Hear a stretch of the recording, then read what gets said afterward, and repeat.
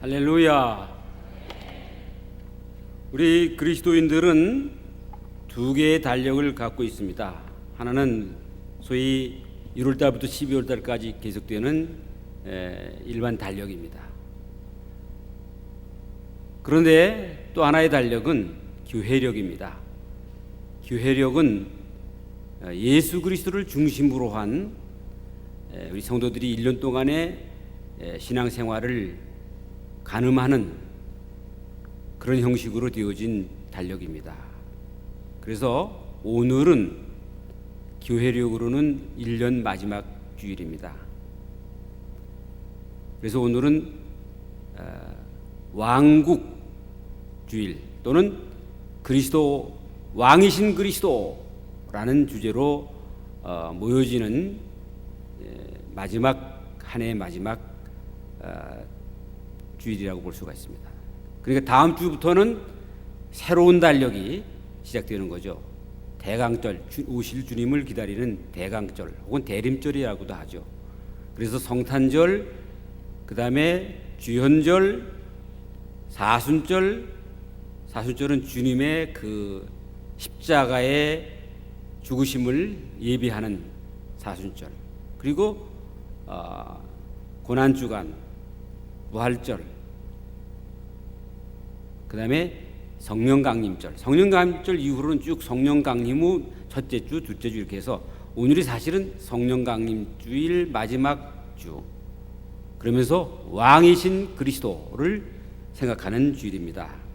자, 왜 그러면 왕이신 그리스도 주일이라고 하느냐? 결국 인류 역사의 대단원은 그리스도가 왕이라는 주제로 종막을 내리게 되기 때문입니다. 오늘을 그래서 왕이신 그리스도의 날로 지킴으로써 오직 예수 그리스도의 주권과 통치만이, 그리스도의 왕권만이 우리와 가정과 교회와 사회와 국가와 온 세계 우주를 다스리는 최선이요 또 최상이며 주님의 왕권만이 최고의 권위가 되는 것을 기억하기 위한 것입니다. 뿐만 아니라 인류 구원의 역사와 믿음으로 소망하는 종말까지도 오직 예수 그리스도 왕이신 그리스도께서 주관하신다는 것이 우리의 신앙 고백이기 때문입니다. 교회력의 마지막 주일을 맞아 우리의 삶이 얼마나 왕이신 그리스도로 말미암아 살아온 삶이었는지 뒤돌아보고 반성해보고 새롭게 되기를 축원합니다. 먼저 오늘 인간을 구원하러 오신 예수 그리스도께서 진정한 왕이심을 믿는 우리의 믿음을 재확인하면서 주님께 우리의 모든 경배를 올려드리며 경축하기를 바랍니다. 그리스도 왕, Jesus Christ is our great holy King. 위대한 거룩한 왕. 말 그대로 예수 그리스도께서는 바로 우리의 위대하고 거룩하신 왕이시고 우리는 그분을 왕으로 모시고 있는 백성들입니다. 자, 백성들이 언제나 자신의 왕과 함께 하듯이 나도 나의 왕이신 예수 그리스도와 함께 하겠다는 다짐을 해야 하는데, 문제는 이러한 다짐대로 살아가지 못할 때가 많다는 겁니다. 우리는 신앙생활이 우리의 전체 삶 중에서 그저 한 일부분일 뿐이다 라고 착각하는 경우가 있습니다.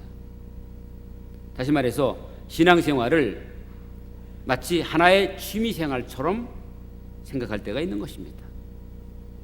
이러한 신앙생활 태도는 예수 그리스도를 나의 왕으로 모시겠다는 우리의 다짐을 희미하게 만들어버리는 것입니다. 그저 교회에 올 때만 예수 그리스도와 함께하고 교회 밖에서는 주님을 잊고 살아가게 합니다.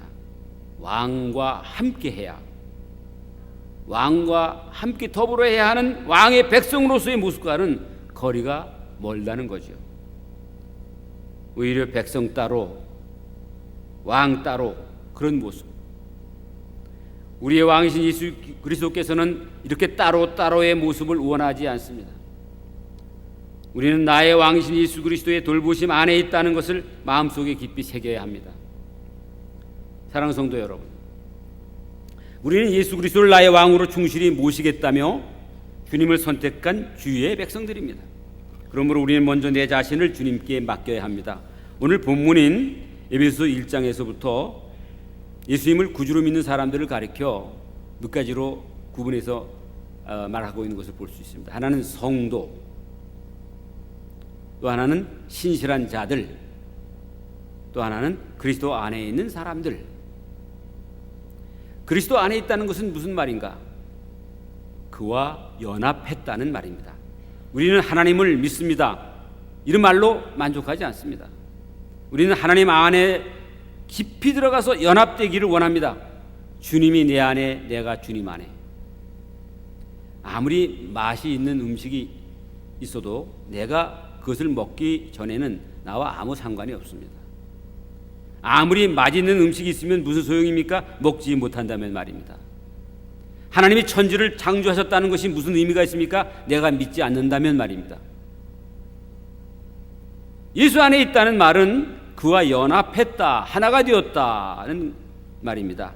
이것이 로마서 6장에 더 자세히 설명되어 있는데, 그리스도와 함께 연합되는 것, 함께 세례받고 함께 부활에 참여하는 것, 그리스도의 십자가 구원의 사건이 구체적으로 나의 것이 되는 것, 그리스도의 능력이 나의 것이 되는 것이 바로 그리스도 안에라는 뜻입니다. 이러한 세 사람의 모습이 바로 성도의 모습이 되어야 합니다. 교인과 교회가 내용 없이 그냥 부흥만 하는 것은 문제가 될 수 있다는 거죠. 사람만 많이 모인다고 그것이 축복이 아닙니다. 한 사람 한 사람이 신실한 사람이 되어야 합니다. 그리스도 안에서 살려고 애쓰는 사람들이 모일 때 그것이 아름다운 것입니다. 그때 하나님은 일하기 시작하십니다. 만약 그렇지 않다면 우리가 속한 교회는 이 땅 위에 존재하는 또 하나의 교회일 뿐이라는 그 이름 외에 별 의미가 없을 겁니다. 세상에 아무런 감동도 줄 수 없고 아무런 변화도 줄 수 없을 것입니다. 오늘 몇 가지 질문으로 말씀을 시작하겠습니다. 첫째는, 은혜와 평강은 누구에게서 오는가? 앞에서 말씀드렸지만 에베소서는 성도, 신실한 자들, 그리스도 안에 있는 사람들이 받는 두 가지 축복에 대해서 말하기를 은혜와 평강이라는 단어로 말씀하고 있습니다. 은혜와 평강은 그 당시 사람들이 흔히 쓰는 인사말이었습니다. 그러나 여기에 기록된 의미는 인사말 그 이상의 의미가 있습니다. 은혜와 평강이라고 하는 말은 우리의 신앙 전체를 압축해주는 말입니다. 은혜는 믿음의 시작이요, 평강은 믿음의 끝입니다. 은혜는 샘의 원천이요, 구원이기에 이것 없이는 그리스도인의 삶이 시작되지 않습니다. 은혜로 말미암아 우리는 구원을 받았습니다. 하나님의 은혜 없이는 구원을 시작할 수 없습니다. 그러므로 은혜는 구원과 믿음의 시작입니다. 우리가 믿게 된 것은 하나님의 은혜입니다.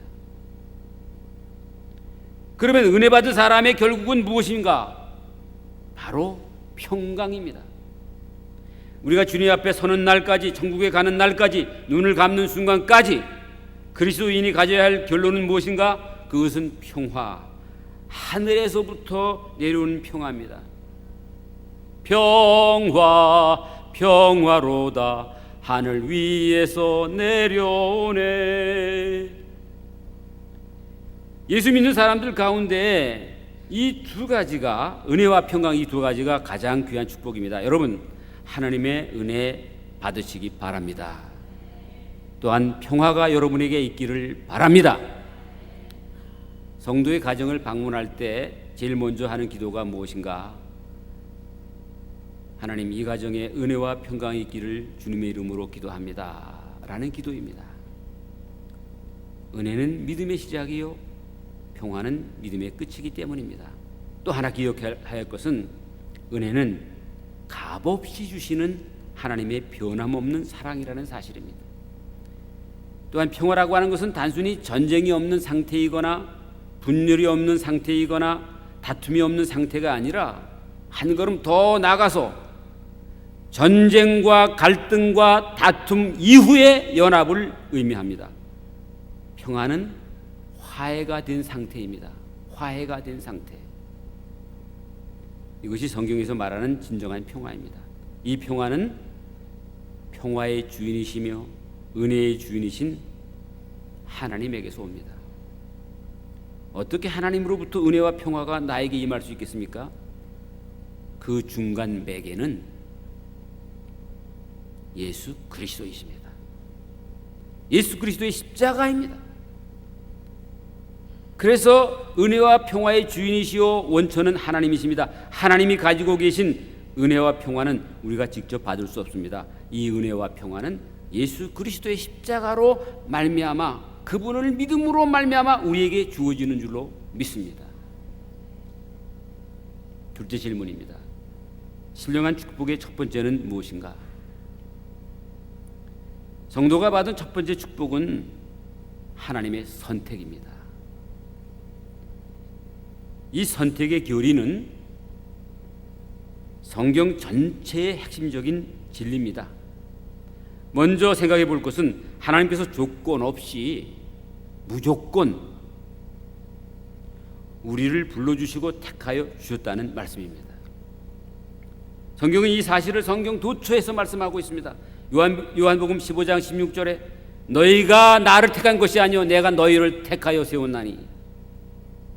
디모데후서 1장 9절에 하나님이 우리를 구원하사 거룩하신 부르심으로 부르심은 우리의 행위대로 하심이 아니요 우리가 행위가 깨끗해서 우리의 행위가 아름다워서가 아니라는 것입니다. 우리의 행위 때문이 아니요 오직 자기 뜻과 영원한 때 전부터 그리스도 예수 안에서 우리에게 주신 은혜대로 하심이라. 그렇습니다. 하나님의 선택은 전적으로 하나님 자신의 뜻과 은혜의 결과이지 나의 행동과 나됨의 조건에 의한 것이 아닙니다. 하나님은 여러분을 택하셨습니다. 여러분을 불러주셨습니다. 하나님은 여러분을 무조건적으로 사랑하시기로 결정하셨습니다. 이것이 하나님의 사랑이요 선택이요 부르심입니다. 이 땅의 부모님들이 자신이 낳은 아이를 조건 없이 끝까지 사랑합니다. 자식에 대한 이 부모의 사랑은 하나님 사랑의 그림자입니다. 내가 예수 믿게 된 것은 내가 그것을 깨닫든지 깨닫지 못하든지 이해하든지 이해하지 못하든지 간에 이 말씀에 의하면 전적으로 하나님이 나를 사랑하시기 때문임을 알 수 있습니다. 여러분이 이렇게 열심을 갖게 된 것도, 여러분이 이렇게 주님을 사랑하게 된 것도, 여러분이 이렇게 교회에 다니게 된 것도, 예수님을 알게 된 것도, 예수님을 위해서 여러분이 생애를 바치고 싶은 마음이 든 것도 다 하나님이 주셨다는 말입니다. 얼마나 놀라운 말씀인지 모릅니다. 여러분, 하나님이 여러분을 부르셨습니다. 이 사실을 우리가 혹시 믿지 않을까봐 성경은 창세기에부터 요한계시록까지 수없이 반복해서 이 말씀을 얼마나 하셨는지 모릅니다. 한 번 말씀하시면 알만한 말씀을 자꾸 반복하십니다.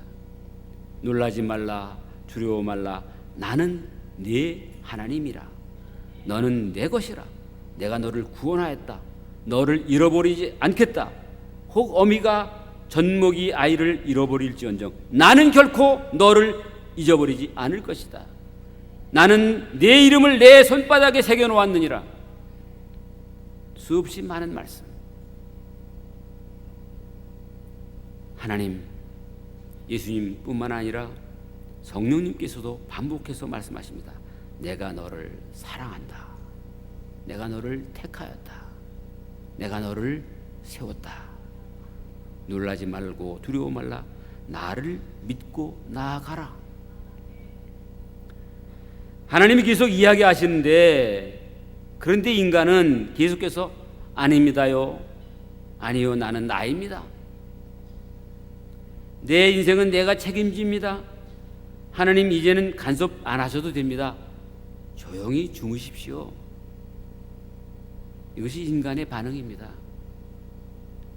이런 이야기가 성경을 보면 창세기부터 계시록까지 반복되는 마치 두 평행선 같은 말씀입니다. 그러나 호세아서를 보니까 하나님의 선택은 아주 집요합니다. 너는 내 백성이다. 내 사람이다. 하나님의 변함없는 절대적인 부르심. 셋째 질문은 언제 우리를 택하셨을까? 하나님의 선택은 그저 임기응변식으로 꾸며낸 드라마가 아닙니다. 그것은 2000년 전에 만들어진 이야기가 아닙니다. 더 오래전에, 놀랍게도 이 지구가 생기기 전부터, 천지가 창조되기 전부터 세워진 하나님의 계획이라고 성경은 말씀합니다.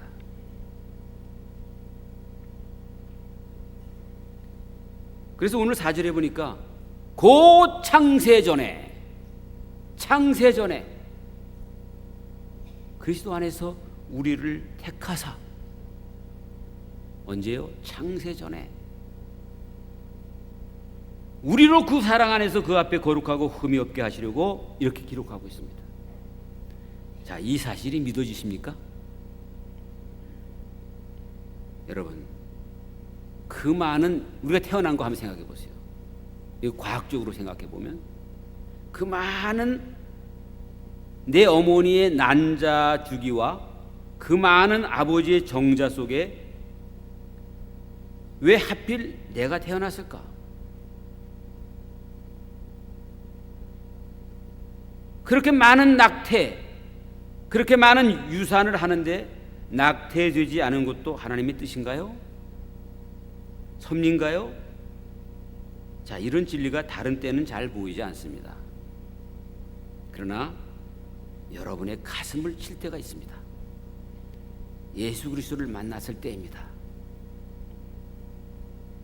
예수 그리스도가 내 인격 속에 부딪힐 때 이 사실이 이해되기 시작합니다. 그전에는 도저히 이해가 안 됩니다.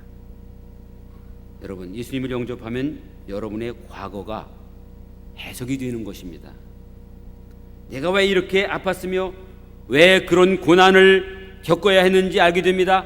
과거를 돌이켜볼 때 오히려 그 과거들이 하나님의 기기묘묘한 손길이었다는 것을 깨닫습니다. 바울 사도가 그랬습니다. 예수님을 인격적으로 만나지 못했을 때는 몰랐습니다. 전혀. 그런데 그가 다메섹 도상에서 예수님을 만났을 때 그는 그때부터 그 오묘한 진리에 소름이 끼치듯 놀랐고 감탄했습니다.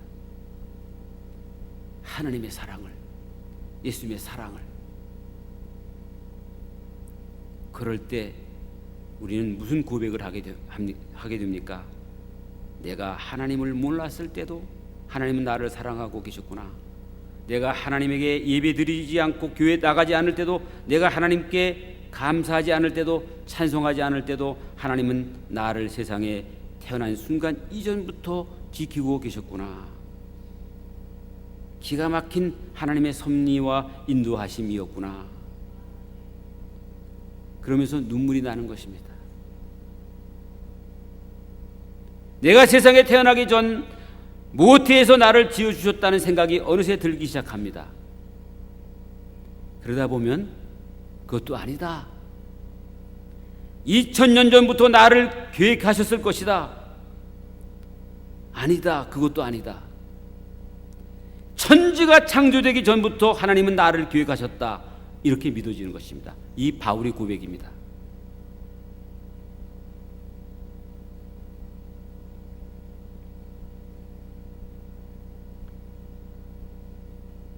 이런 믿음이 생기는 것은 전적으로 성령의 강력한 임재 때문인 것입니다. 그때는 자기만을 위한 하나님이 존재하는 것 같습니다. 그토록 하나님의 아주 진한 사랑을 느끼는 것입니다. 나 한 사람만 보호해 주시고 나 한 사람만을 위해서 모든 것을 다 쏟아주시는 그런 하나님처럼 인식이 되는 것입니다. 사랑이 아주 깊어지면 그렇게 느껴집니다.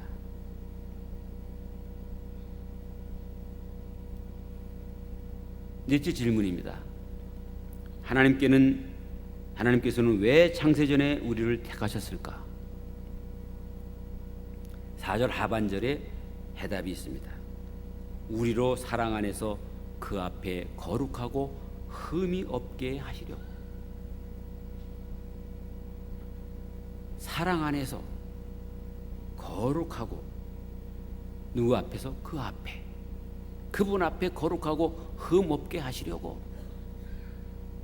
이것이 창세전에 우리를 택하신 목적입니다. 하나님의 목적은 거룩하고 흠이 없게 하려는 것입니다. 여러분, 거룩은 아주 적극적인 목적이라고 한다면 흠이 없게 한다는 것은 소극적인 하나님의 목적입니다. 인생을 한 40, 50, 60, 70, 80 이렇게 살다 보면 저절로 흠이 많습니다. 상처가 많이 생깁니다. 누구나 상처가 있고 수치스러운 부분이 있습니다.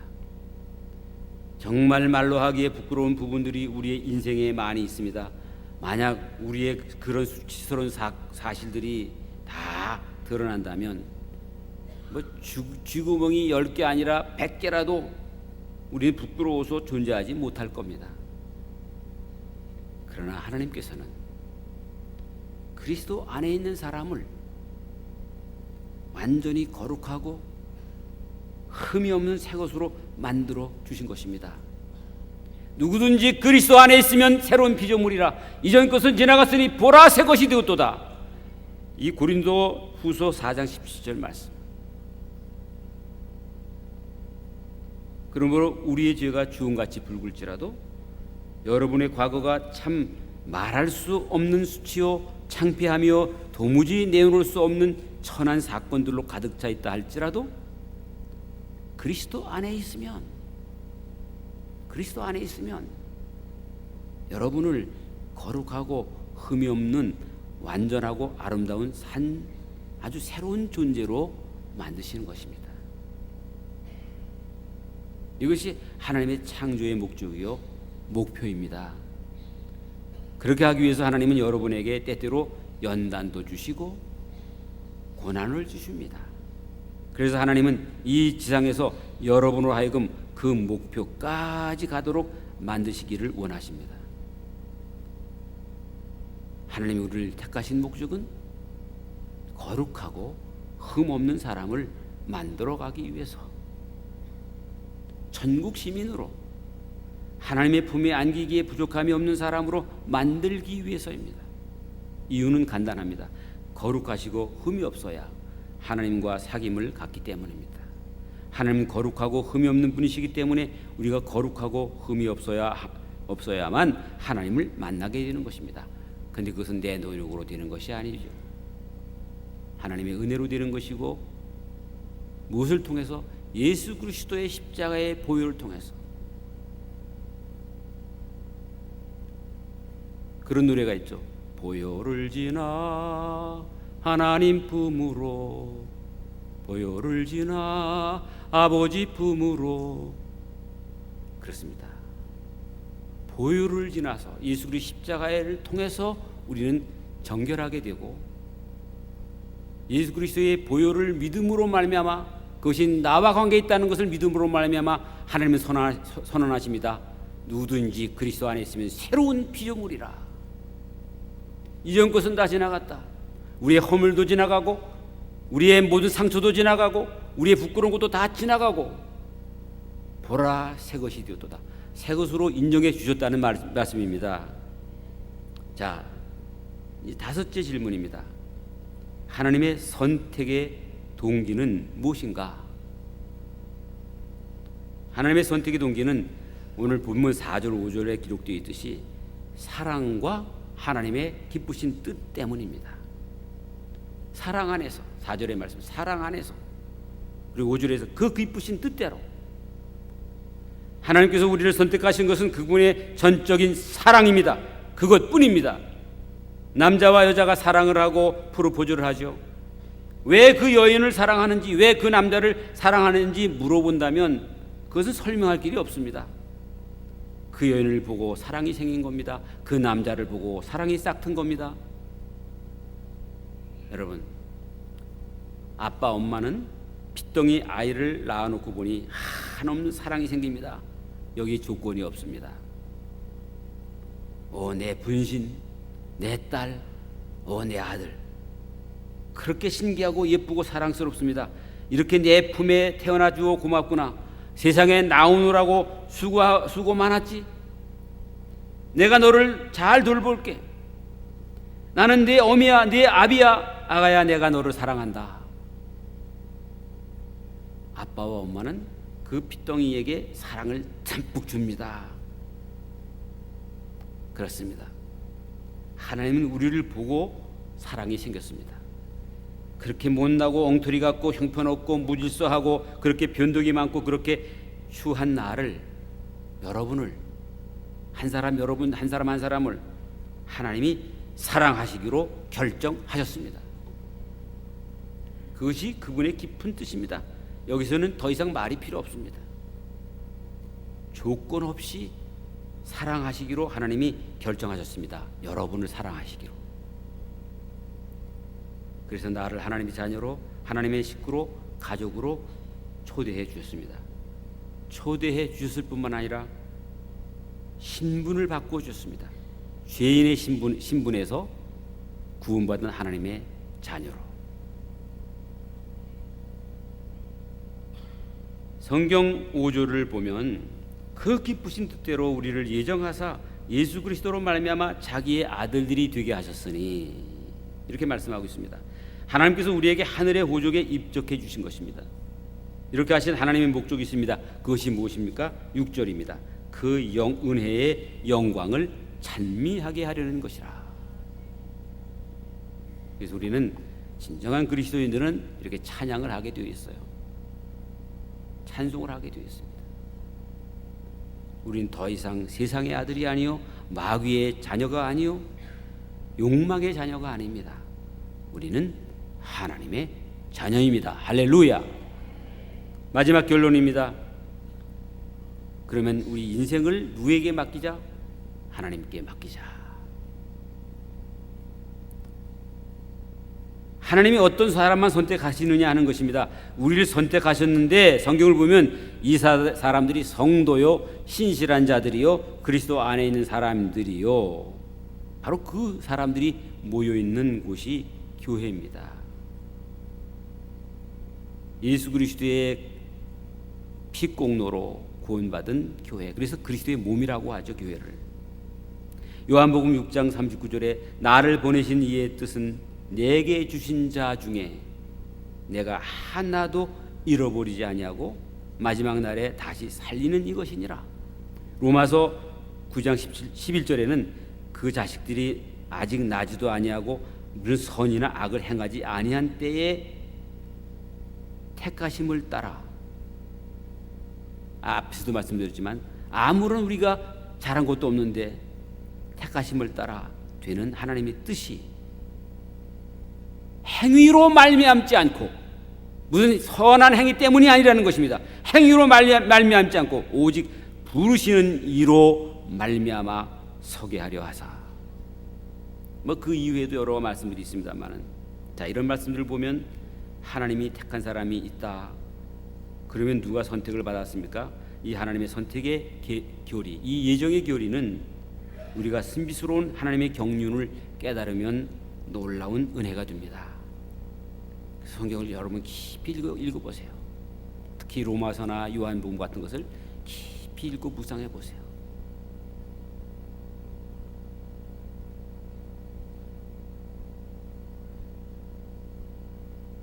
하나님은 사람들을 선택하신다는 건데, 그래서 로마서 10장 13절을 보면 누구든지 주의 이름을 부르는 자들은 구원을 받으리라. 누구든지 주의 이름을 부르는 자는 구원을 받으리라.